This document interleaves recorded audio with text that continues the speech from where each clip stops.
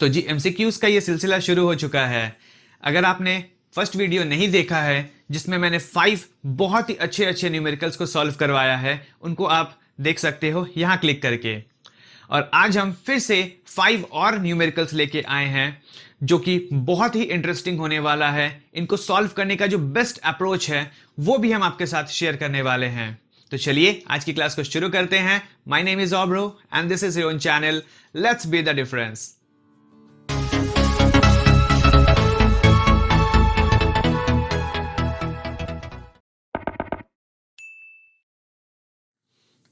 All right, so welcome back.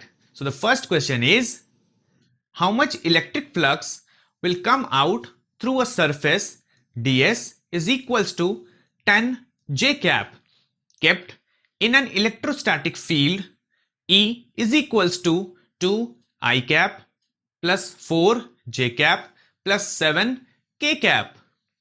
ये तो देख के सॉल्व करने वाला क्वेश्चन है। ये flux is equals to, flux की फॉर्मूला आपको याद है, phi is equals to E dot ds। यहां E की वैल्यू कितनी है, 2 I cap plus 4 J cap plus 7 K cap, और इनके बीच में डॉट प्रोडक्ट है 10 J cap के साथ। अगर आपको वेक्टर पता है तो J के साथ I का जो डॉट प्रोडक्ट होता है वो 0 होता है। J और J के बीच में 1 होगा, J एंड K के बीच में भी 0 होगा। इसीलिए जो हमको प्रोडक्ट मिलेगा वो क्या मिलेगा, simply 40 units. So the option will be B, right? Okay, so the next question is, a point charge causes the electric flux of 2 into 10 to the power 3 Newton meter square per coulomb to pass through the plane of the surface placed perpendicular to the direction of the electric field, that is 2 into 10 to the power 4 Newton per coulomb. Find the area of the plane of the surface। यहां आपसे area पूछा जा रहा है, जबकि आपको पता है फॉर्मूला क्या, flux is equals to E dot ds। अच्छा, यहां पे ये डॉट प्रोडक्ट है, राइट? यहां पे अगर आप ध्यान से क्वेश्चन को पढ़ो तो यहां ये परपेंडिकुलर ऑलरेडी बता दिया गया है। सरफेस के साथ एरिया वेक्टर परपेंडिकुलर है, इसीलिए इन दोनों के बीच का जो cos थीटा होगा वो cos 0 डिग्री होगा, and cos 0 is equals to 1। So this equals to flux, and flux का जो वैल्यू बताया गया है that is 2 into 10 to the power minus 3, which is equals to, minus नहीं होगा सॉरी, 10 टू द पावर 3 ही है, एंड E की वैल्यू दी गई है 2 into 10 to the power 4 into ds, right? तो यहां से ds अगर हम कैलकुलेट करना चाहेंगे तो 2 into 10 to the power 3 upon 2 into 10 to the power 4। So यहां से आप क्लियरली देख सकते हो it will be 1/10 which is equals to 0.1 metre square. क्योंकि SI में थे सारे यूनिट्स, इसलिए ये भी SI में होगा। तो what is the correct option? Option C। ये थर्ड क्वेश्चन होगा। अब फोर्थ और फिफ्थ क्वेश्चन जो है वो बहुत ही इंटरेस्टिंग है, बहुत ही इंपॉर्टेंट है, जरूर देखिएगा। देखिए थर्ड क्वेश्चन क्या है। An electric dipole consisting of a pair of equal and opposite charges, each of magnitude 5 microcoulomb, has dipole moment equals to 5 into 10 to the power minus 7 coulomb meter. Find the length of the dipole। तो यहां आपसे dipole पूछा जा रहा है, dipole का जो length होता है वो पूछा जा रहा है। तो हम जानते हैं कि P is equals to, P का मतलब dipole moment is equals to Q into 2L। तो P इज इक्वल्स टू कितनी है, 5 into 10 to the power minus 7 is equals to Q की वैल्यू है 5 into 10 to the power minus 6। क्यों ये माइनस 6? क्योंकि 5 माइक्रो क्यूलॉम्ब है, तो माइक्रो का 10 टू द पावर माइनस 6 होता है। 2l। सो यहां से हम देखें तो 5 5 कैंसल, ये भी ये नीचे आ जाएगा, है ना। तो ये -7 है, तो ये 1/10 इज इक्वल्स टू 2l आ गया। मतलब जो लेंथ है वो, तो पूरा लेंथ ही तो डायपोल का होता है ना, तो which is equals to 0.1 metre. समझ में आया। यहां पे आप l से इसको डिवाइड मत कर दीजिएगा, क्योंकि अगर आपने डायपोल को बढ़िया से पढ़ा था तो डायपोल में एक नेगेटिव चार्ज और एक पॉजिटिव चार्ज होता है, और ये सेंटर से इस चार्ज के यहां तक का चार्ज को हम, इस लेंथ को हम l लेते हैं, तो दोनों मिला के हमको 2l मिलता है। तो ये पूरा लेंथ आपसे पूछा गया था यहाँ पे, इसीलिए सिर्फ l को यहाँ पे आप कैलकुलेट मत करना, यहाँ पे आप मिस्टेक कर सकते हो, ध्यान देना, ठीक है। तो what will be our correct option? Option A. Okay, so the fourth question is the sum of 2 point charges is 7 microcoulomb. They repel each other with a force of 1 Newton when kept 30 centimeter apart in free space. Calculate the value of each charge. तो यहां आपके पास दो charges है, और उन दोनों charges का जो सम है वो आपको गिवन है 7 माइक्रोकूलम्ब, और उन दोनों को जब हम 30 सेंटीमीटर के डिस्टेंस पे रखते हैं तब इन दोनों पर रिपल्शन लगता है कितना का? 1 न्यूटन का। तो इसको चलिए डायग्राम के फॉर्म से समझते हैं। यहां पे ये फर्स्ट चार्ज है, यहां पे ये सेकंड चार्ज है। अगर हम फर्स्ट चार्ज को x कह दें तो क्या ये 7 - x होगा? क्योंकि इन दोनों का सम था 7 माइक्रोकूलम्ब, ये x है तो ये 7 - x, और इन दोनों का जो डिस्टेंस था वो 30 सेंटीमीटर का था, और इन दोनों पे जो फोर्स लगता था that was equals to 1 newton. यहां पे ये k q1 q2 upon r square होती है, इसकी वैल्यू है 1, k की वैल्यू 9 इंटू 10⁻9 इंटू ये x माइक्रोकूलम्ब में थी कि नहीं, ये माइक्रोकूलम्ब में था, ये भी माइक्रोकूलम्ब, तो माइक्रोकूलम्ब का 10⁻⁻6 into 7 - x into 10⁻⁻6 whole divided by 30 centimetre है, तो इसको मीटर में कन्वर्ट कर ले, ये हो गया मीटर में कन्वर्ट। ये एक स्क्वायर था इसलिए मैंने 2 टाइम्स लिख दिया। अब बस इसको सॉल्व करना है। यहां से ये दोनों गए ऊपर 10⁻2, ये 3 और 3 9, हैप्पी बर्थडे।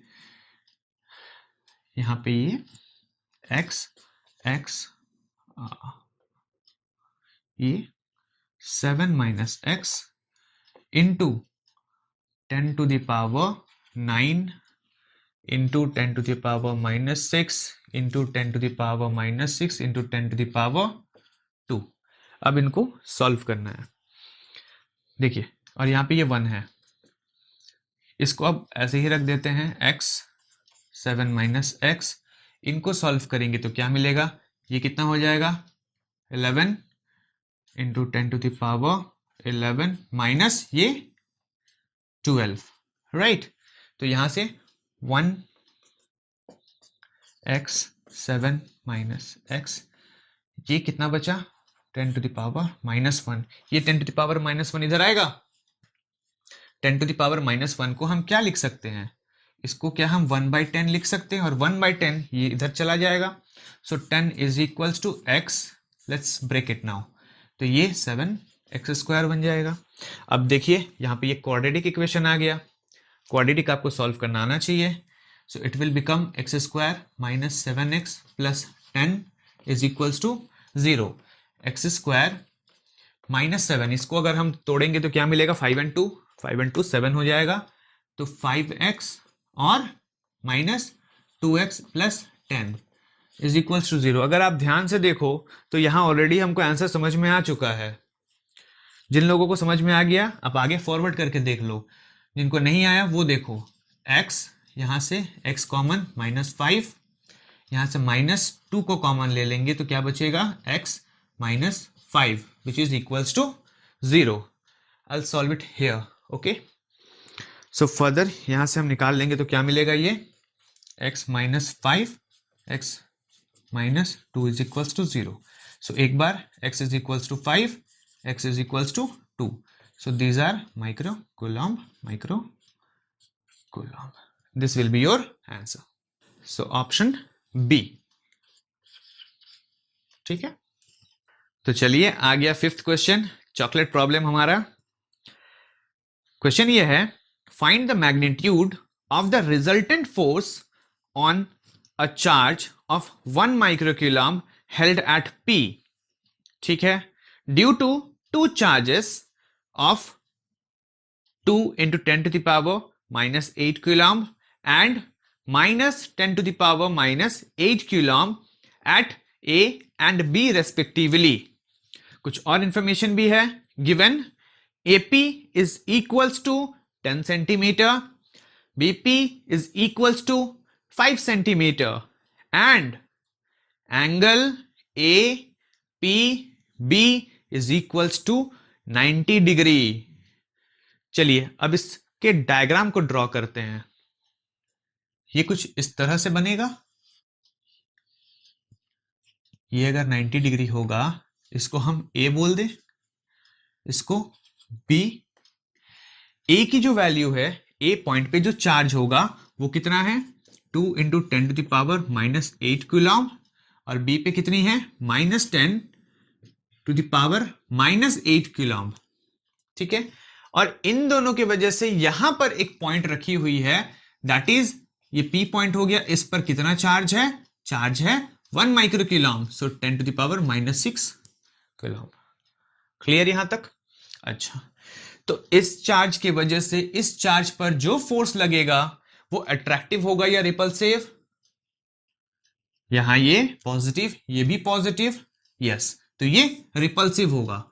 तो फोर्स का जो डायरेक्शन होगा वो कुछ इधर होगा, ये डायरेक्शन होगा. सही है, हम इसको F1 नाम दे देते हैं. ठीक है, अब इस फोर्स, इस चार्ज के वजह से इस पर एक फोर्स लगेगा, तो ये इस पर कैसा फोर्स लगाएगा, अट्रैक्टिव या फिर रिपल्सिव? कैसा? यहां पे ये नेगेटिव है, ये पॉजिटिव है, यस, तो ये अट्रैक्ट करेगा. तो ये इस लाइन के अलोंग में फोर्स लगाएगा. हम इसको F2 बोल देते हैं. और इन दोनों फोर्सेस का जो रिजल्टेंट होगा वो कहीं इधर से जाएगा, तो ये F नेट हम कह दें इसको, F रिजल्टेंट या फिर F नेट कहीं इधर से जाएगा. हमको ये वैल्यू कैलकुलेट करना है. यस, तो जैसा क्लियरली हमको दिख रहा है कि पहले हमको F1 निकालना पड़ेगा, फिर F2 निकालना पड़ेगा, देन इन दोनों का रिजल्टेंट हमको यहां पे निकालना पड़ेगा, है ना. आइए देखिए, एक और चीज यहां पे ध्यान दीजिएगा, ये 90 होगा तो ऑफ कोर्स ये भी 90 हो जाएगा, है ना. ठीक है, तो चलिए F1 निकालते हैं.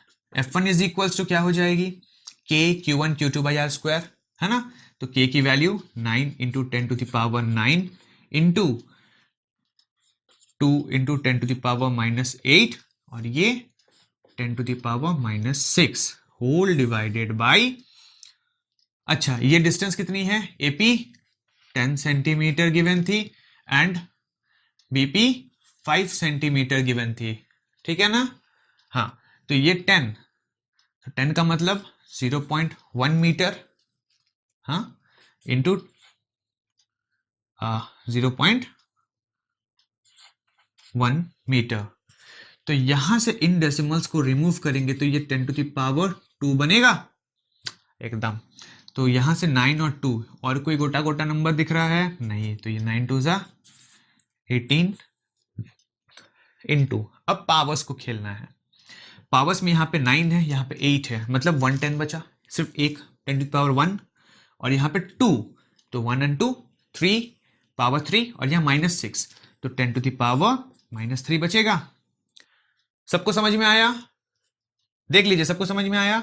ये 9, ये 8 -8 है, तो 1 बचा, 1 and 2 3, तो 10⁻³ बचा, और यहाँ पे ये -6 था, तो ये -3 आया। ठीक है, आ गया सबको समझ में? ठीक, ओके। तो ये फर्स्ट F1 मिला। F1 को हम यहां लिख लें, F1 is equals to 18 into 10⁻³ ठीक है। अब हम लोग F2 को कैलकुलेट करते हैं।